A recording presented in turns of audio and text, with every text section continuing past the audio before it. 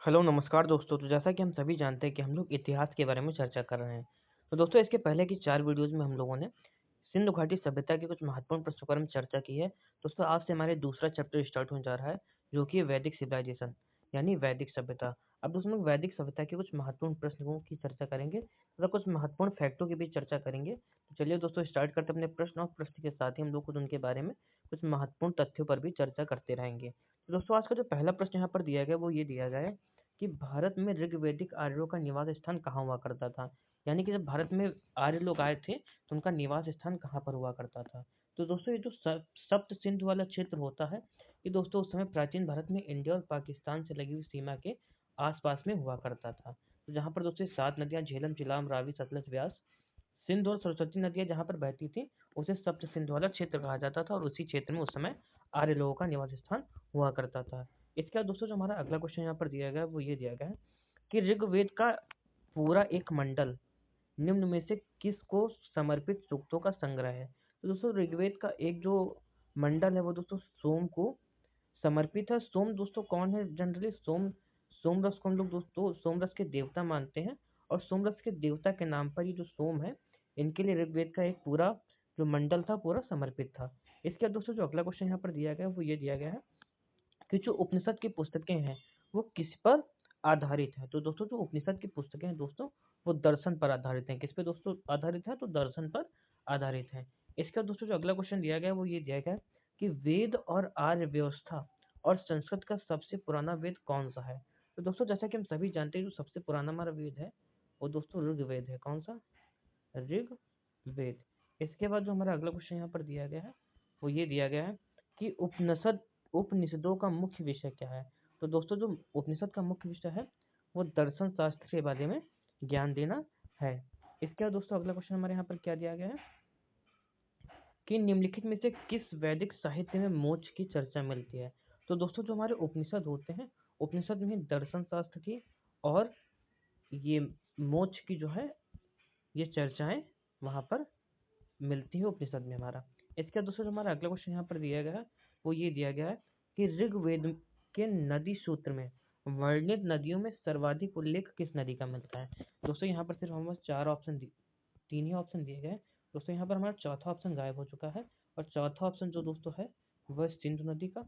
और दोस्तों ये जो सिंधु नदी है दोस्तों इसका उल्लेख उल्लेख जो है ऋग्वेद में बहुत अत्यधिक बार पाया जाता है। तो इसका राइट आंसर डी वाला ही हो जाएगा।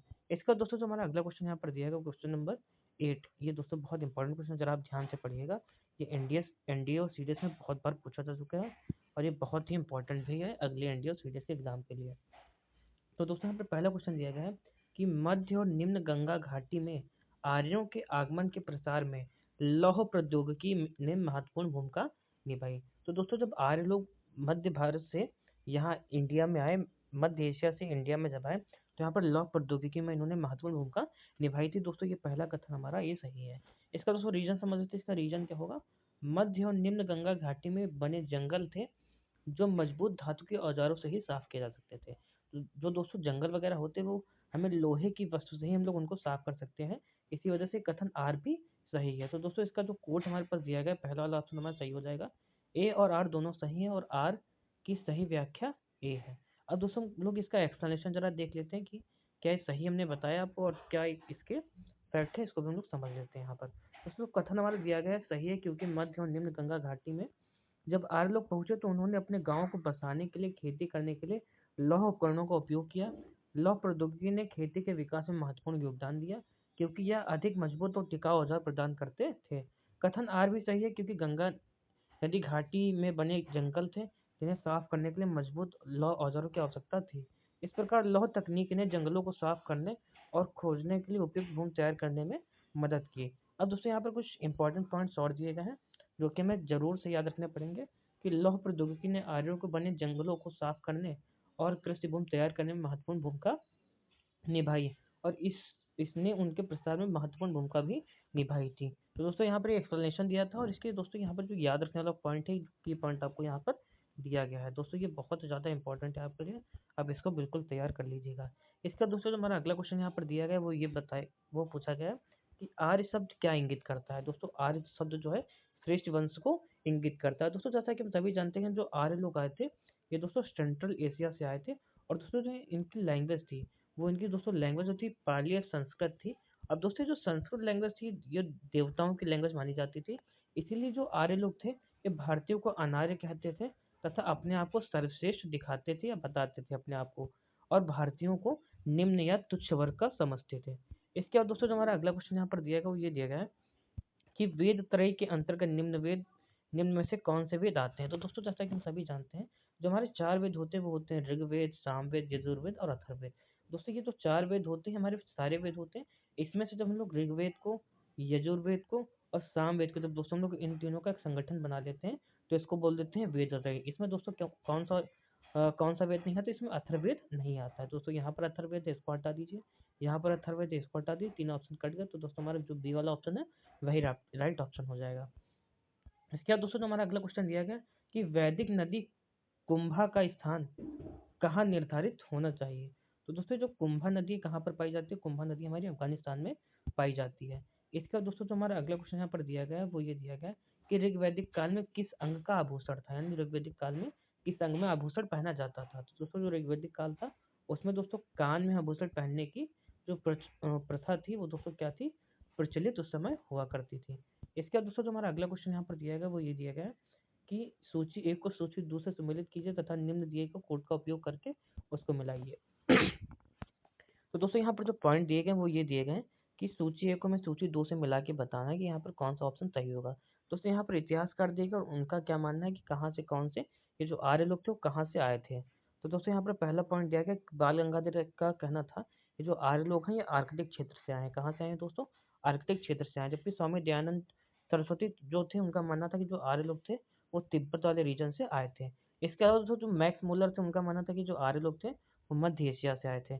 और मैकडोनल्ड का मानना था कि जो आर्य लोग हैं वो ऑस्ट्रो हंगरी क्षेत्र से आए थे। तो दोस्तों यहाँ पर जो हमारा कोट बना है ABCD का हम लोग ज़रा देख लेते हैं अपने मन से बना के। जो ए वाला है दोस्तों हमने 2 से मिलाया है, जो बी वाला हमने 4 से मिलाया है, जो सी वाला है वो 1 से मिलाया है और जो डी वाला है वो दोस्तों हम लोगों ने 3 से मिलाया है। तो 2 4 1 3 ऑप्शन नंबर बी में दिया गया है और यही इसका राइट आंसर है। चलिए दोस्तों हम लोग इसकी थ्योरी को भी देख लेते हैं, समझ लेते हैं कि आखिरकार इन लोगों ने क्या कहा। बाल गंगाधर तिलक ने आर्कटिक क्षेत्र को आर्यन का प्राचीन स्थान माना, जबकि दयानंद सरस्वती आर्यों के आगमन को तिब्बत से जोड़ा। मैक्समुलर का मानना था कि आर्य मध्य एशिया से आए थे, जबकि मैकडोनल्ड ने आर्यों के आगमन स्थल ऑस्ट्रो हंगरी को माना था। याद रखें इतिहासकारों के मत अलग अलग थे और उनके आगमन आर्यों के आगमन स्थल के बारे में विचार करते थे। दोस्तों यहाँ पर कुछ महत्वपूर्ण लोगों की चर्चाएं की गई, दोस्तों इनके बारे में आप जरूर याद रखिएगा, ये बहुत इंपॉर्टेंट पॉइंट है आपके लिए। इसका दोस्तों क्या है, प्राचीन भारत में निशाका से जाने जाते थे। जो तो प्राचीन भारत में जो है निशाका स्वर्ण आभूषणों के लिए प्रयोग किया जाता था।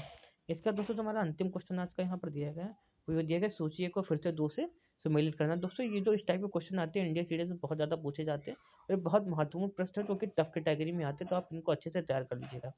अभी दोस्तों हम लोगों ने नदियाँ और उनके स्थान के बारे में बताना है। अभी कुंभा नाम की नदी मिली थी जो कि इसका स्थल होगा वो काबुल में होगा। इसके बाद दोस्तों जो हमारी अगली नदी है ये परुषणी नदी, दोस्तों ये रावी नदी का प्राचीनतम नाम है। इसका दोस्तों सदानीरा नदी है, सदानीरा नदी किसको बोलते हैं हम लोग दोस्तों, गंडक नदी को। इसका जो सतुद्री नदी है इसको बोलते हैं सतलज नदी, इसका जो आधुनिक नाम है। तो ये हमारा कोड जो बन गया, जो हम लोग कोड बना लेते हैं अपने मन से। जो दोस्तों ए का ऑप्शन है 2 से मिलाया हमने, बी वाले को हमने 3 से मिलाया है, सी वाले को 1 से और डी वालों की 4 से। दोस्तों यहाँ पर 2 3 1 4 हो जाएगा जो कि ऑप्शन नंबर बी में दिया गया है। अब दोस्तों हम लोग इसका एक्सप्लेनेशन भी देख लेते हैं एक बार। कुंभा नदी का आधुनिक नाम क्या है, कुंभा नदी जो है काबुल में है। दोस्तों इसके बाद जो पड़ोसी नदी का आधुनिक नाम क्या है, रावी नदी है।